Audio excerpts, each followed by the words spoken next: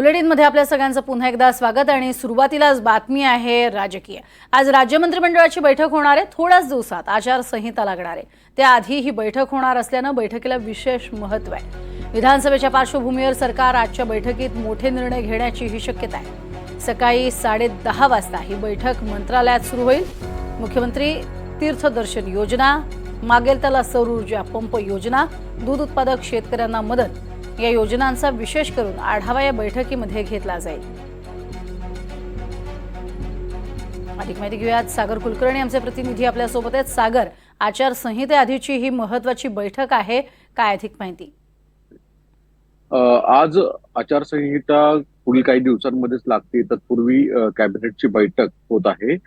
मुख्यतः जवळपास 11 पेक्षा जास्त निर्णय हे आयत्या वेळेस येणार आहेत। एकतर एका बाजूला राज्य सरकार ने ज्या महत्वाच्या घोषणा केल्या होत्या, लाडकी बहीण योजना असेल, तसंच गॅस ज्या महिलांना 3 गॅस मोफत देणं असेल, सौर ऊर्जा माध्यमातून मोफत वीज देणं असेल, अशा योजनांचा एक तर आढावा घेतला जाणार आहे। तसंच काही महत्वाचे विषय आयत्या वेळेस आणले जातील। मुंबईच्या दृष्टिकोनातनं रमाबाई आंबेडकर इथली जी SRA स्कीम आहे त्याची जमीन हस्तांतरित करण्याच्या संदर्भात आणि 25% सवलत जे स्टॅम्प ड्युटीमध्ये आहे ती देण्याच्या संदर्भामध्ये निर्णय आजच्या कॅबिनेटमध्ये बैठकीत होतोय।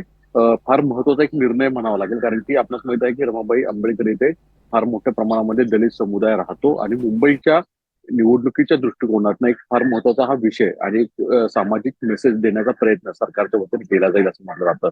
तसंच आयत्या वेळेस जवळपास 11 विषय आणले जातील, जे काही पॉप्युलर घोषणांच्या दृष्टिकोनातनं, काही सामाजिक आणि स्थानिक राजकीय दृष्टिकोनातनं निर्णय घेतले जातील असं म्हटलं जातंय। सकाळी 10:30 वाजता ही बैठक होत आहे। जवळपास 1 ते 1.5 तास नंतरही अधिकृत समजेल की राज्य मंत्रिमंडळाच्या बैठकीमध्ये आयत्या वेळेस कोणते विषय आणले आणि त्याला मंजुरी देण्यात आली।